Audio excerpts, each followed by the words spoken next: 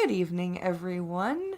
I am everywhere today. First, I was on Scribe's channel, and now I'm here, bringing you a Star Trek stream. And of course, with me are my good friends, the One Ton Hammer, Hello. Skeptalk, Hi, everybody. and Irate Prostate. Hey. And today we are continuing our villains discussion, and it's my turn. Yes, dun, dun, dun. And it's my turn. And I've picked Commander Michael Edington from Deep Space Nine. And I picked him because not only is he a treacherous, martyr complex, just perpetual state of victim, just but he drives Cisco to some pretty dark places. That's the best part about him is what he does with Cisco. Yeah, and that's why I picked him. And there are the 3 episodes that I put in the DMs to illustrate that were the For the Cause, For the Uniform, and Blaze of Glory. It's like a 3-episode kind of story arc over 2 seasons. Something dramatic happened. Yeah. Yeah, you got the episode number wrong. I did. I was shocked. I did. Shocked, I say. I fucked it up. Which one was wrong? You were off by 1. I was off by 1. Yeah, I said For the Cause was 22 instead of 23. Yeah. Or 21, sorry, instead of 22. Never live that down. But I yeah, think on Netflix it is 21 though. it is for me. Yeah, on Yeah, me Netflix, too. it's 21 on Netflix. Yeah, it's 22 on IMDb and Oh, 22 weird. on. I have it downloaded off of my DVDs. My DVDs it's listed as I 22. wonder why Netflix has it as 21. Is it because Yeah. they've put The Way of the Warrior as a movie? The first 2 episodes of that season are parts 1 and 2. Yeah. And a lot of places consider that just one episode. One episode.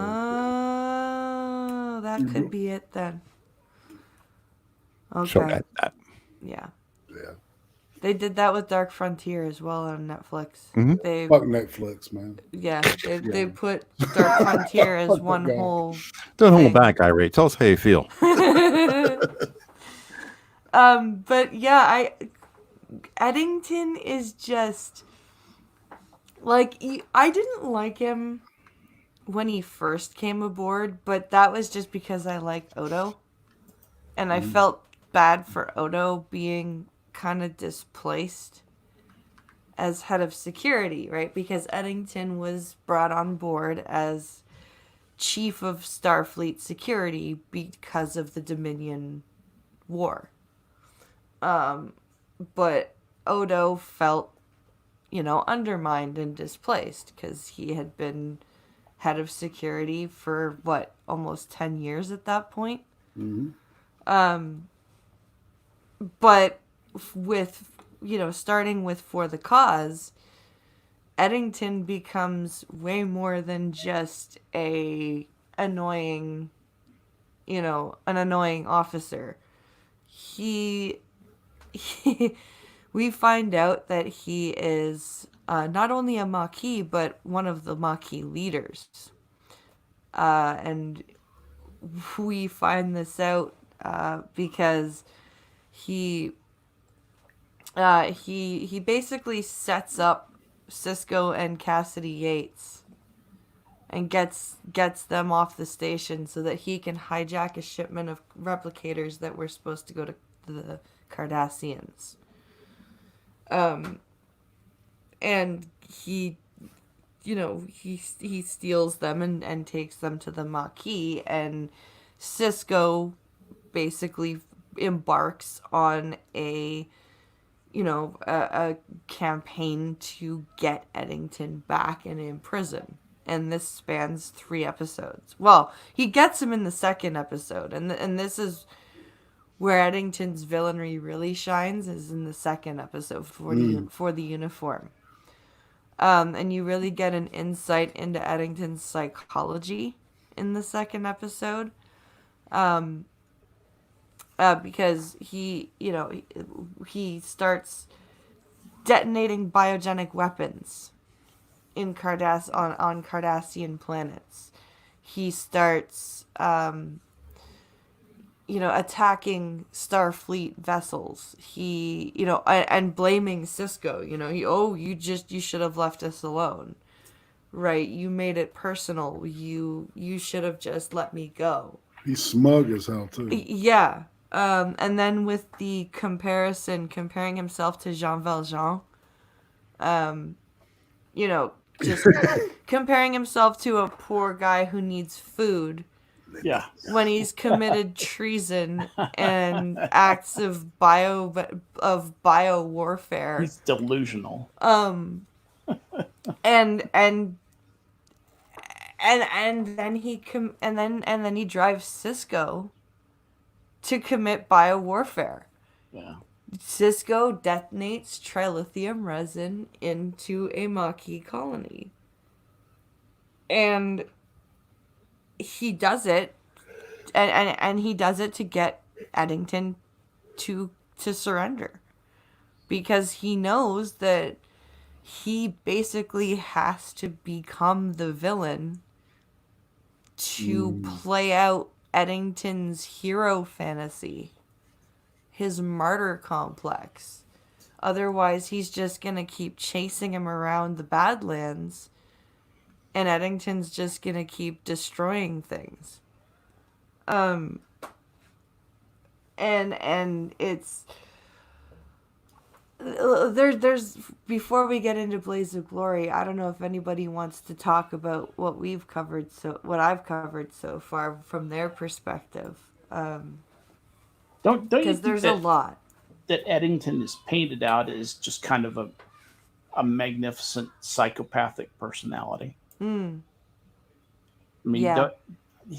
This is a guy who really he has multiple breaks with reality. He really sees a different reality than what's going on, in my opinion. He does. He and there's even a few times where Cisco just outright just starts laughing at him. Yeah. Yes. He's I know exactly what you mean. Yes. This is really what you see. Right. He just starts to laugh because there's not much else you can do when you're faced with that kind of delusion. Well, right. It's what we talked about before. Is this guy believes he's doing the right thing? Yeah. He's convicted to the shit. He's willing to die for it. In the little internal world that he's built inside his mind, where he is constantly rescuing these things. He is always in the right. That's the peculiarity is that when is he ever in the wrong? The answer is never, and that's anyway. I'm being invaded. I'm worried about the same thing happening to me, Blind Press. There we go. They've left.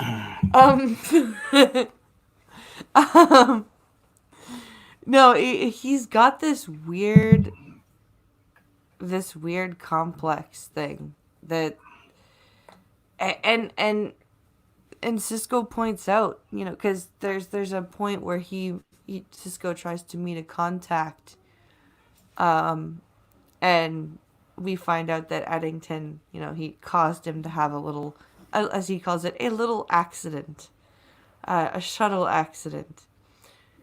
And Eddington, he's so bent that on Cisco looking at these people living in these caves and saying, you caused this to happen. You caused this. And Cisco's like, no, you caused it by instilling this false hope of this fight for a return to what they had instead of negotiating something new. and he basically was saying, you've put these people into a state of victimhood to further your need to be this grand hero.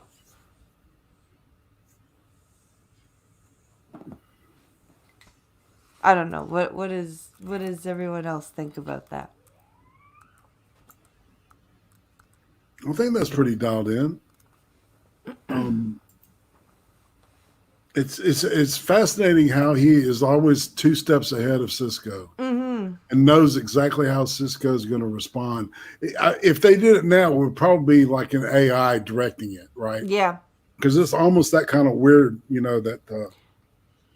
Did anyone else feel like the actor was kind of giving that methodical vibe to the psychopathy, like, because the way he spoke when he was always talking about what he'd done, he was very clipped. He was very, like, he gloated about it, but he was never like, he never lost, like, he was never rambly about it. He was just, I knew I had to fool Chief O'Brien and Odo, so this is what I did. Like, I got a really weird Hal vibe. Yeah, it was kind of matter of fact. It was kind of matter of fact. Yeah. I know what you're trying to say. I got that vibe too. I'm looking for the word. Detached. Yeah, very detached. Detached. That's exactly the right word. Yeah. So it's interesting because what was the last one? Badge of or Blaze of Glory. Blaze of Glory. That Blaze of Glory was a little. There was a little different aspect to it in which there were some aspects of that in which in the other episodes, Edington, it felt to me like Edington was playing Cisco. And in that one, Cisco kind of played Edington. Like when they were on the ship, he said, I'm gonna get a Klingon coffee. Oh, Cisco had just had enough. Yes, he was done. Because Edington, like, especially in the prison thing. Yes. Like, where he's just like, no, I'm just gonna lay here. Yes, exactly. I'm just gonna, like he was such a teenager. I'm not gonna get up. This is what you do in prison. You just lie here and you. Yeah, you wait for the next counseling session and all that stuff. And Cisco is like, listen, you motherfucker, I'm done. I'm done. Here, you do it.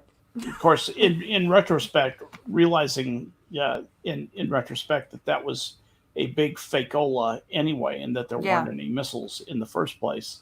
That was pretty. That was a pretty ballsy move on Eddington's part. I think that's what pisses the viewer off about Edington so much, especially a really like staunch Star Trek viewer. Because if you think about it, we all are, especially with old Roddenberry Trek, subtly, it's written and we are subtly, directed. Starfleet is good, right? Yeah, we're programmed. Starfleet is the good guy, right? And the way Edington just spits in the face of Starfleet, like, even, like, when you look at Chakotay's character versus Eddington's character, they're completely different. They both betrayed their uniform. Mm-hmm. But Chakotay almost had, like, he almost had a bit of a more sympathetic, like, he had odds with his father. His father died.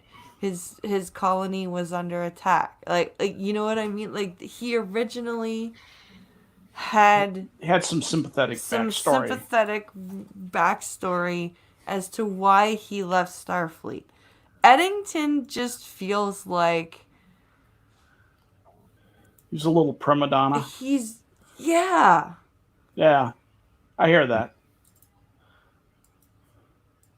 Like, it was like, I'm sick of, he's like, I'm stuck at commander level and I can't get any further. And this is boring. You know what I mean? Like, that's what it felt like. Yep. And, the Cardassians, because you know what? I, even as a Star Trek person who, was, as you said, programmed to think Federation is good, I still don't think they should have signed a treaty with the Cardassians. But do I think what the Maquis was doing was good either? No.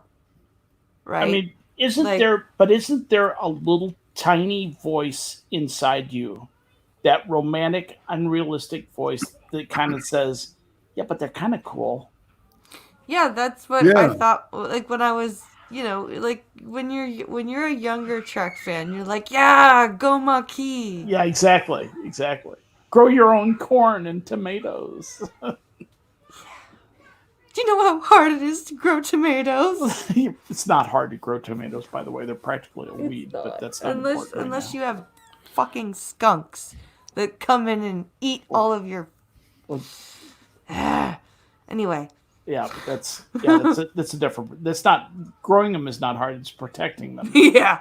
The vermin, Yeah. But I think the biggest thing about Edington is the balls on him that is the biggest piss off. Yeah. The amount of times where he's just like, guess what? I lied. Ha ha. Yeah. You're like, oh, you. Oh. Once again, smugness with me, man. It's just a smug prick. Yeah. But one other thing that did you get the feeling that sometimes he just liked to jerk Sisko's chain for the fun of it? Oh, for sure. Yeah, man. Just for the sheer enjoyment of pissing Sisko off. Yeah. He totally did. Like, how many times did he just, every time Sisko showed up, he couldn't resist contacting him. Just be, hi. Yeah. I'm here. I'm here. You can't get me. Ha ha. Like, or even when he got him out of prison, he's like, guess what? There weren't any missiles. Yeah, right. Like, and just, Sisko's reaction, I still don't like being lied to. He smacks him across the face. Yeah. Because he's like, at least there's no missiles. You're right. That's true. But I still don't like being lied to. Whack! Yeah, and his wife is like, boys, you can finish this up later. Yeah. and then, of course, the Nero-esque death of Edington. And that was... Of course, I say Nero because he goes, anybody know a song? A nice, rousing song? I'm like, oh, how Nero-esque of you. It was... that was... I don't know. I thought that was silly. I'm sorry. I thought that moment was silly. I don't know what end I would have conjured up for him, but that did not satisfy me. I think there was because there's even in Trek, especially older Trek, there is an effort to find the good in even the worst person. Mm-hmm. And I think they were trying to do that in Blaze of Glory. Yes, I would agree with you. I definitely think you're right there. Yeah, because there's every villain. I don't have a problem with that. I thought that it was clumsily done. Yeah. It was just kind of contrived. Okay, we've got 90 seconds to get rid of this guy. Yeah. Really? Edington, kind of a major bad guy, and you're gonna nuke him in 90 seconds. Okay, thanks. See you later. Yeah. Whatever. So I didn't find that satisfying, but that may be just being a curmudgeon. No, it was a bit of a, like, I would have liked a better kind of. It was abrupt and disconnected. It felt like, I got wounded and then got left behind. And I was hoping for more of a karmatic death. Karmatic? Yeah. Karmic? Karma involved. Yeah. Yeah. Not an attempt to save his character. I was expecting a little bit more heroic. He should have had like a phaser grenade, and when they got close, he should have just. Oh yeah, like in Yeah. Aliens. Yeah. With Yeah. the Hispanic chick and Yep. Yeah. yeah, I love that scene. I love that scene when the two of them are clasping hands and they're Fuck this shit. yeah Come and get us. yeah It would have been a much better ending, more befitting for him to be the Yeah. hero. That's what he always wanted to be anyway. right Yeah, right. exactly. And it's like that old phrase: either you die a hero or you live long enough to become the villain. Yep. And he mutters Rebecca, for some reason as he's His wife. his wife's name, which I'm sorry, that's just too cornball. It was, yeah. So and it would have been great actually is if they just like fourth walled it and if he'd said Rosebud or Tomatoes. Roddenberry, or something. No, tomatoes. Tomatoes, yeah, exactly. Oh God, My tomatoes. tomatoes. What the fuck? For my tomatoes. Fuck. Do you know how hard it is to grow tomatoes? Holy moly. Wonder whatever happened to those tomatoes. They'll probably burn to the ground. Fucking what a whiny bitch. Ah, And can I just say I love the scene in I think it's for the uniform where Odo just turns to Cisco and goes, "Have you reminded Starfleet that they put Edington here because they didn't trust me?"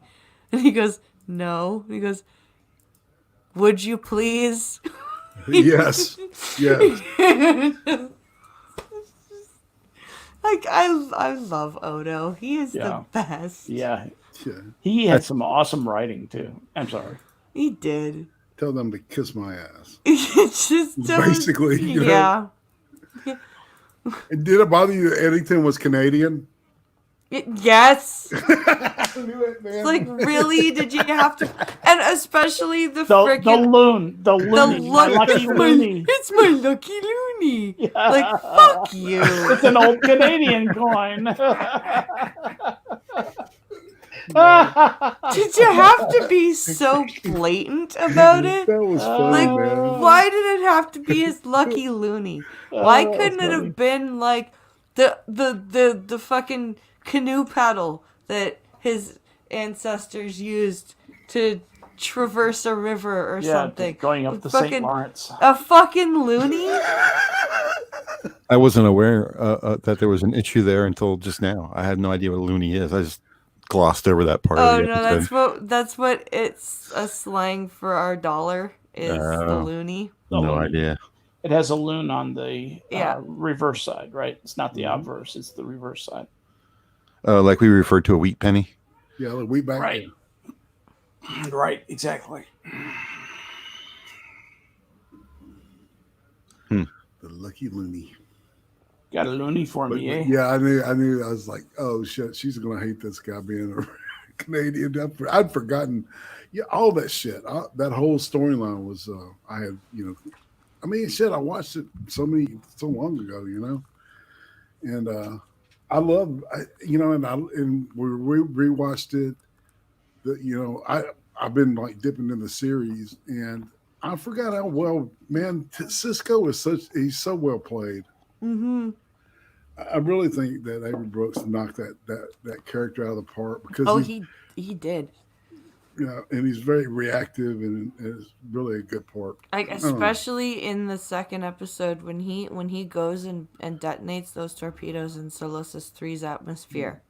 If it would have been perfect if he had only been black. And and Worf and he's like, and because Worf, is used to programming stuff for bluffs. He's done that plenty of times with Picard and Riker. But and then Cisco goes, okay, fire the torpedoes, and Worf goes, wait, what? There's that minute where even battle ready Worf is like, really? You meant that? and Cisco's like, Commander, I said fire the torpedoes, and Worf's like, okay. Torpedoes away. It's a very interesting dynamic because like I've said, Picard and Riker have had things programmed, and they've Mr. Worf, prepare to fire, and the Romulans or whoever's like, wait, don't shoot, right? And they don't shoot. They've never had their bluff called, and Edington called Cisco's bluff, and Cisco was like, okay, fine, here are my cards. And the fact that Edington was able to get somebody who held the uniform and the oath of Starfleet and the values that it comes with in such high regard to render a planet uninhabitable for 50 years. Music. Oh, shucks. That's my phone. Hold on. Oh, that's your phone? Okay. I thought it was music coming through your... A little mellow jazz. Yeah, that was kind of cool. Yeah. But yeah, like, for a character to drive a main character to such lengths and still have him be a good guy for you know what I mean? Cisco walks a very thin line in this series, especially in later seasons when the Dominion War picks up. It's very interesting. How so? How do you mean that? Well, if you look at what Edington drove him to, and then if you look at the episode, I think it's in the Pale Moonlight, where he is recounting that the death of the one diplomat and so that the Romulans can join the Alliance, and then at the end of the episode, he's like, yeah, that was really shitty, but in the long run, we got what we needed. So computer, erase log. Like that. It's kind of it's a weird, or not in the. Is it in the Pale Moonlight? I can't remember which. I'm not as familiar with Deep Space Nine. I remember that episodes. I remember that episode. I can't remember if that's in the Pale Moonlight or not. But he walks a very thin line of good and bad. And he does it and again, it's because he's just trying to do the right thing. Yeah. We keep seeing this in Star Trek over and over and over again, where the bad guys can do horrible, horrible things, but they that is in the Pale Moonlight. Believe. Okay. That is, but I can live with it. Computer, erase that entire personal log. Yeah, that's what he says. Yeah. Yep, I can live with it, and it illustrates very well what war does to good people. Yes. Like the things that good people have to do in war to make sure that worse things don't happen. A guilty conscience is a small price to pay for the safety of the entire Alpha Quadrant. Yep. So I will learn to live with it because I can live with it. I can live with it. Computer, erase that entire personal log. Yep. Wow. That was actually a great episode. It was. I love that episode. I forgot how much I'm going to rewatch that. As a matter of fact, It's a good the amount of just good villainry that comes out of Deep Space Nine. yes, Is great. I think yes. it outshines the rest of Trek. Like, I mean, I think the Vidians, had they been written better, been awesome villains. Like, there was a great opportunity for Voyager to use the Vidians, Yeah. and they the writers fucked it up. Well, in different parts of Star Trek, different series of Star Trek, the nature of villains serve a different purpose. In the original series, villains tend to have an interesting characteristic. Mm-hmm. You know, they can be they're an interesting kind of alien with some weird characteristic, or Harcourt Fenton Mudd, for example, Yeah. or any number of strange personalities who Right. they run into, heads of cults, hippie type cults who live in apparent bliss, who have a dark secret, somehow. So they were just kind of experimenting with the genre at the time. Don't tend to have a lot of depth to them, whereas the Deep Space Nine villains, first of all, they had the opportunity to have more of a chance to do multiple episode story arcs. They could develop the complexity of the villains a little bit more, and to me, it made the villains more interesting as characters. Mm-hmm. I mean, I would agree. Harcourt Fenton Mudd is funny, Yes. but he's a one-trick pony. Right. He's the hapless, feckless, weak husband. He's Homer Simpson, basically. Yeah. In Star Trek, and who ultimately gets what he deserves, and but somebody like Edington is a marvelously complex character who has a very interesting interplay with, to me, the most complicated character in DS9, Cisco, and it's interesting, fascinating. I thoroughly enjoyed it.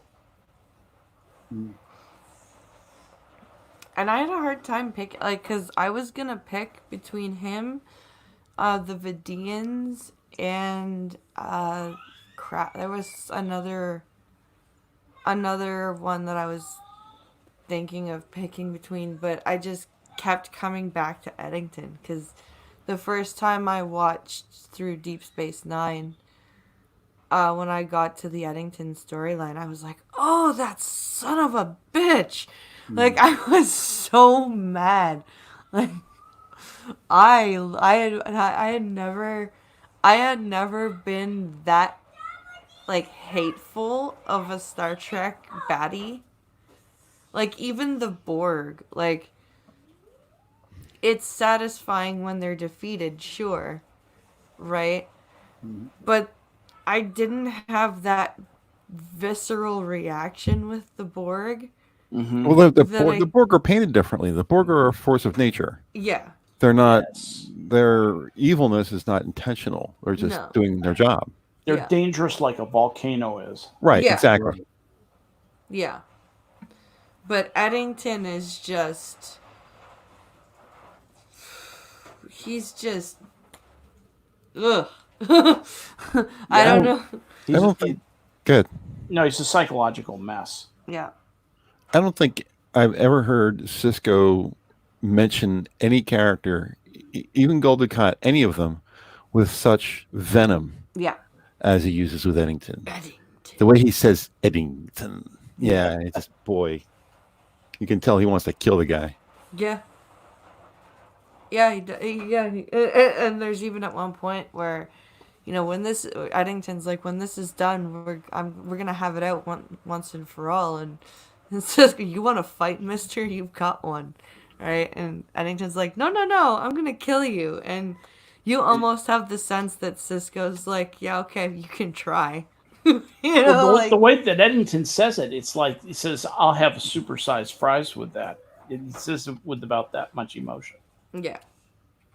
Because I really do think Edington just had lost touch. Yes, agreed.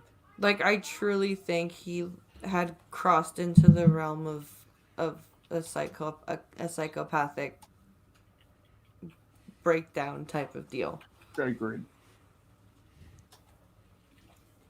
He's just kind of saying stuff and doing things. Especially when he had seen the death, like all the Maquis dead by the Cmdr when they had gotten to the supposed missile site. He just kind of lost it. He just didn't care anymore. That's right. So.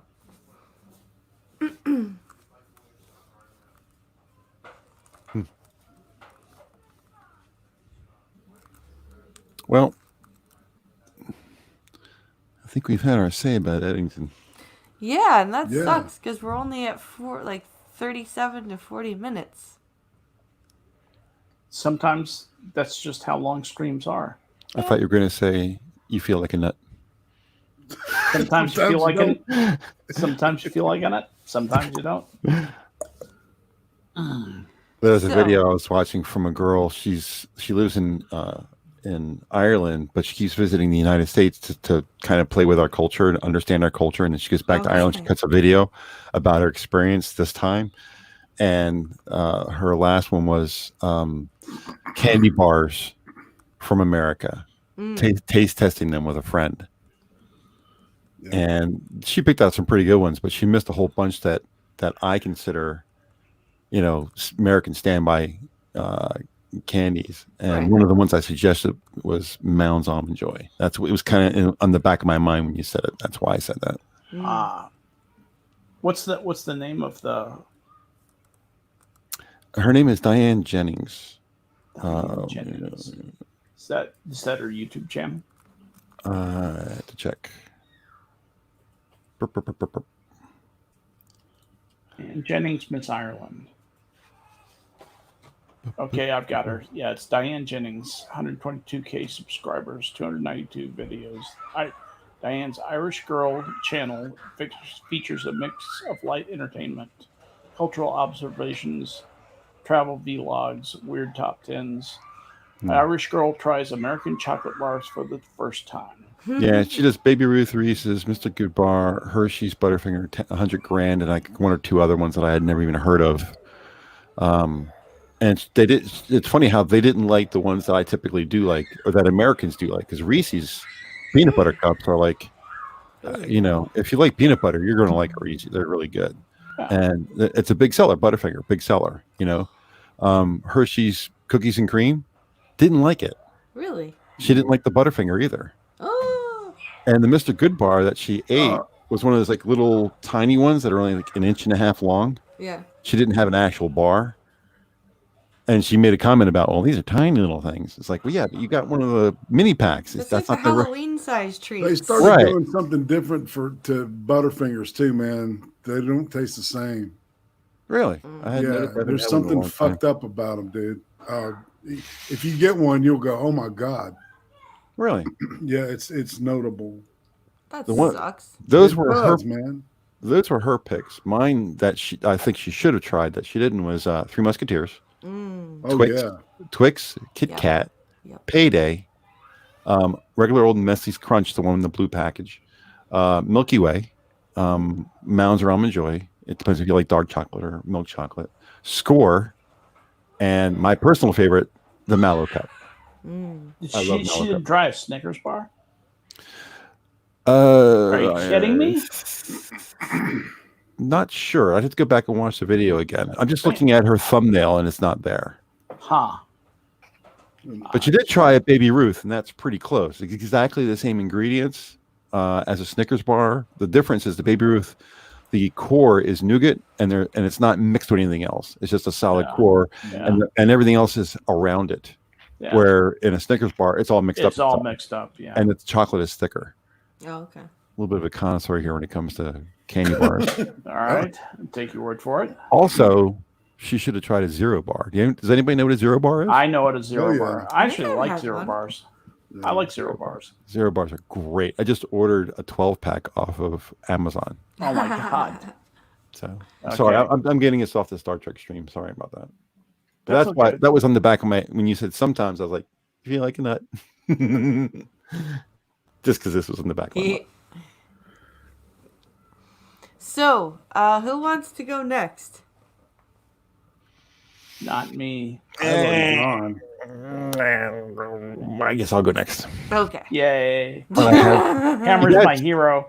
You're going to have to help me out here because I really don't know who to pick. I can't really find a bad guy who I think is a bad guy. They all have some, even Edington to me had some redeeming qualities. Yeah. Where you didn't like the fact that he put Udo down. I love the fact that he put Udo down. I think Odo needs to come down. Odo thinks he's God. I really get that impression from him that he could do no wrong. Yeah, if you look at his career there, he's made a lot of fucking mistakes, but he doesn't really ever take them to heart. All right. Well, if you need to help in selecting people, rather than thinking of them as a villain, select somebody who fulfills the role in the episode of not necessarily of villain, but antagonist. Yeah. Exactly. Go that route. Yeah.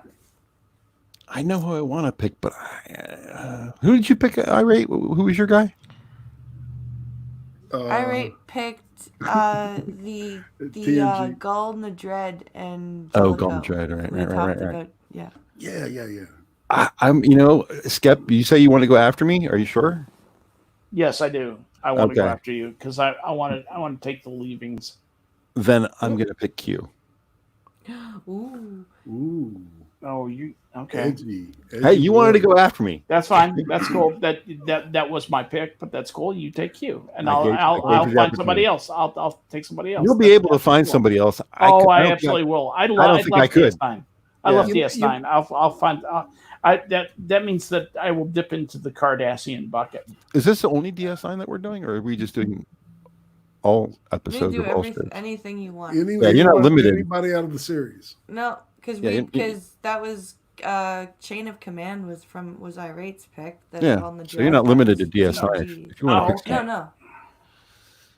Yeah, I just picked I just picked the DS9. Okay. Me. I thought we were going to. I thought we were doing. No, we just. I went doing with the villains and doing series by series. I misinterpreted that completely. I went with your idea of picking a villain that. Oh, in that case, no problem. No problem. I know who. Okay. No problem. Picard never hit me. I'm not Picard. One thing that it just dawned on me during this episode that we're doing here is that the Borg are the zombies of Star Trek. Mm-hmm. Yeah, the zombie sort of. Borg. They even look zombie. They're gray skin and they come after you and relentlessly they devour you. You become. I have to apologize for dipping out so many times. My girlfriend was making BLT, and she splashed some grease in the back of her hand. So, is she okay? Yeah, she yelped, and then and she's got a second-degree burns in the back. So I took care of all the food and came back in here. But then she called me because it was bubbling up. So we put some hydrogen peroxide on it, and she was making the bacon and splashed herself with she bumped her elbow. Bless her heart. And it just kind of a little bit, just kind of, but was enough to come off and hit her in the hand. It's So enough, and then she dropped it, and when she dropped it, it spattered on her clothes, but it didn't burn her. It just got on her clothes. Ow. So it didn't. She's not wearing anything polyester or anything like that, so it didn't melt or do anything crazy. But that's why I had to dip out twice. The first time was because of the accident. The second time was, I'm hurting. You fix me. So all right, whatever. Okay. So I have a lot of medical stuff from my legs and feet. So I just I was able to. She's happy. You're well provisioned. Yes. To take care of her. That's something to be proud of. But yes, definitely. So after all that, she gave me some of her bacon. So I feel good. Anyway, trade her 0 bars for bacon. Yeah. Next week we will do Q. Q. Oh God, that's such an awesome. There's so much. Awesome. Oh, There's so Q much will be there. Great. You know who's going to show up in Picard, right? Yes. Him and Whoopi are going to be in Picard next season. Yeah. Who's going to show up in Picard next? Guinan and Q. Yeah. Yeah, we're both going to show up in the because both of them don't age. I'm semi excited about Guinan. I'm very excited about Q. Mm-hmm. Yeah. Guinan was, she had she didn't show up very often, but when she did, she had some really good writing. Yeah, a good actress, not a great actress, good actress, but she had some good writing. That whole thing when they're stuck with the Borg, and she turns to him and says, "This isn't the end." And he says, "You say that with such assuredness." Mm-hmm. And she says, "It's from experience." And she smiles, and you can see his shoulders kind of drop a little bit, like the pressure's off. Yes. The other thing that Guinan did is she didn't have a lot to do, but when she had something to say, it was important. It was subtly important, much more important than you might think it was. Yeah, the whole thing with Riker in his ready room. Yes. Picard's ready room. Absolutely. You have to throw that book. Picard wrote the book on you. You have to throw that book away. Yeah, great writing.